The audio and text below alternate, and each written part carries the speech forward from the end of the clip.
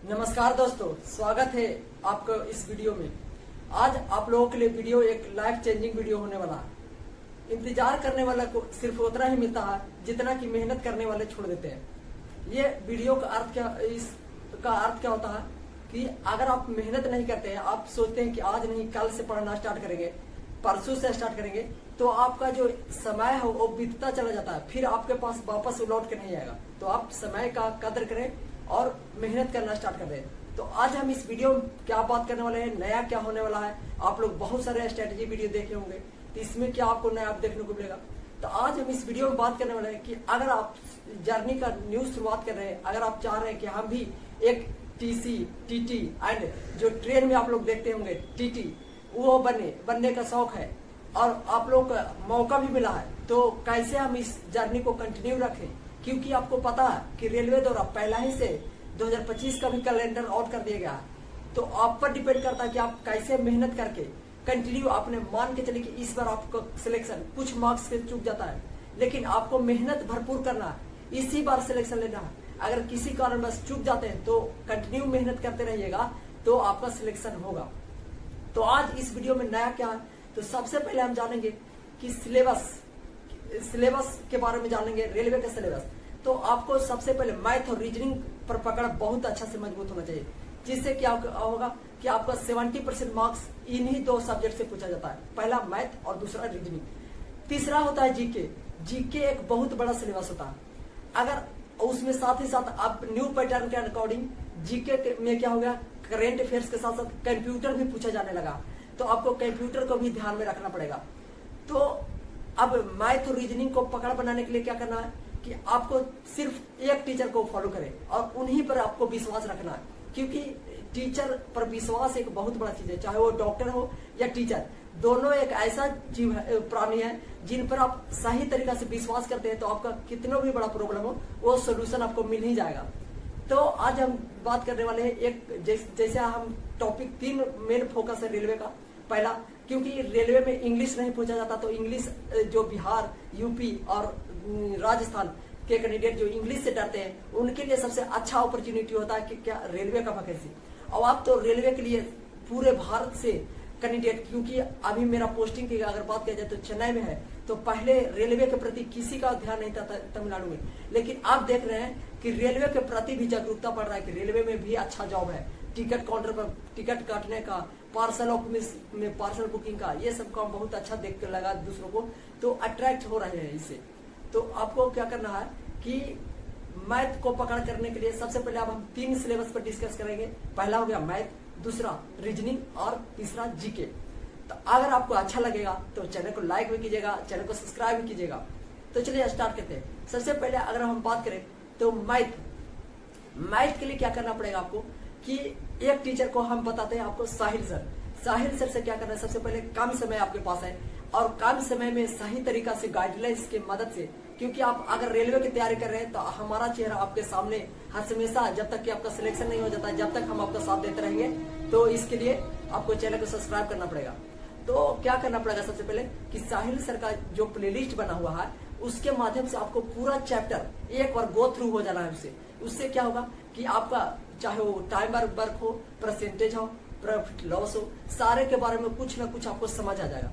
समझ आ जाने से क्या होगा कि आप जब मॉक लगाइएगा तो आपको घबराहट नहीं होगा कि हाँ हम ये चैप्टर तो पढ़े ही नहीं है तो हम कैसे मॉक लगाए। तो टॉपर और जो बिगिनर होते हैं यही डिफरेंस होता है कि टॉपर क्या करते हैं कि सिलेबस को पढ़कर उस पर मॉक पर स्विच हो जाते हैं, और जो बिगिनर होते हैं वो क्या करते हैं, सिर्फ सिलेबस पर पड़े रहते हैं कि हमारा जब तक सिलेबस नहीं खत्म होगा जब तक हम कैसे मॉक दें। तो यही थोड़ा सा प्रॉब्लम होता है बिगिनर एंड जो आगे जाके सिलेक्शन लेते हैं उनमें। तो आपको पढ़ाई सिर्फ नहीं करना, आपका सिलेक्शन लेना मेन मकसद है।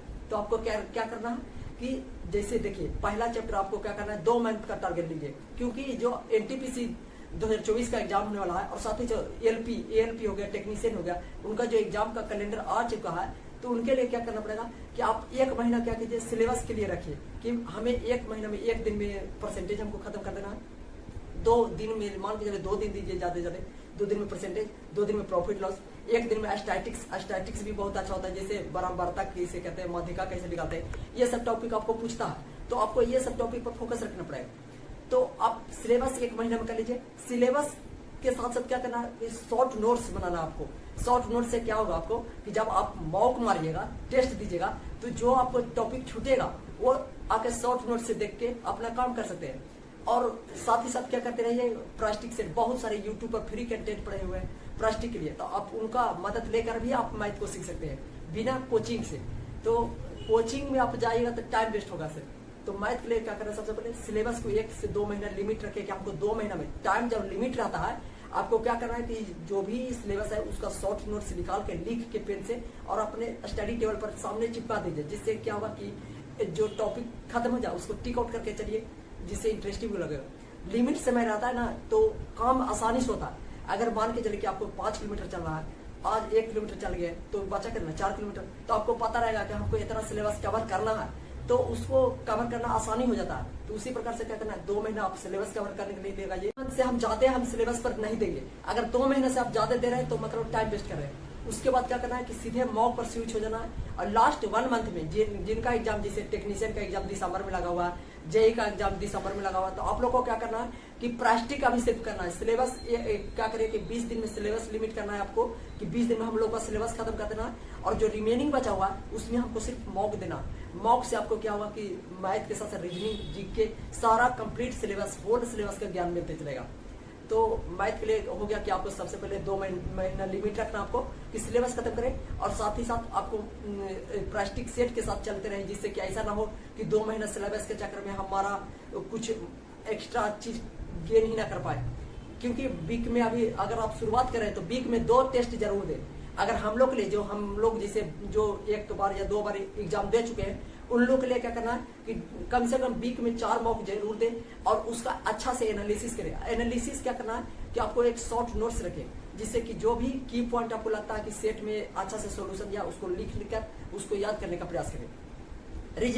रीजनिंग को आप लोग इग्नोर करना छोड़ दें, क्योंकि स्टेटमेंट एंड कंक्लूजन, ये जो स्क्रीन पर आपको टॉपिक दिखाई दे रहा है रीजनिंग का, ये टॉपिक आप, ये जो रीजनिंग का आप लोग जो सिलेबस देखें, इतना तो मिनिमम आपको करना ही करना है, जिससे क्या होगा कि आपको कंसेप्ट का नॉलेज हो जाएगा। और टेस्ट के माध्यम से क्या होगा कि आपको एक्स्ट्रा जो भी, जैसे सीरीज का क्वेश्चन आप किसी भी टीचर से पढ़िए, आपका सारा पैटर्न पता नहीं चलेगा, लेकिन वही मॉक से दीजिएगा, चाहे एग्जाम का क्वेश्चन लगाइएगा आप पीवाईक्यू, तो आपको नया नया पैटर्न का क्वेश्चन देखने को मिलता है। तो उससे आप नोट्स बनाते चलिए कि हाँ, जो भी नया पैटर्न आपको देखने को मिले वो आप नोट्स में रखिए, और लास्ट में एग्जाम से पहले 1 महीने पहले क्विक रिवीजन कर लीजिए।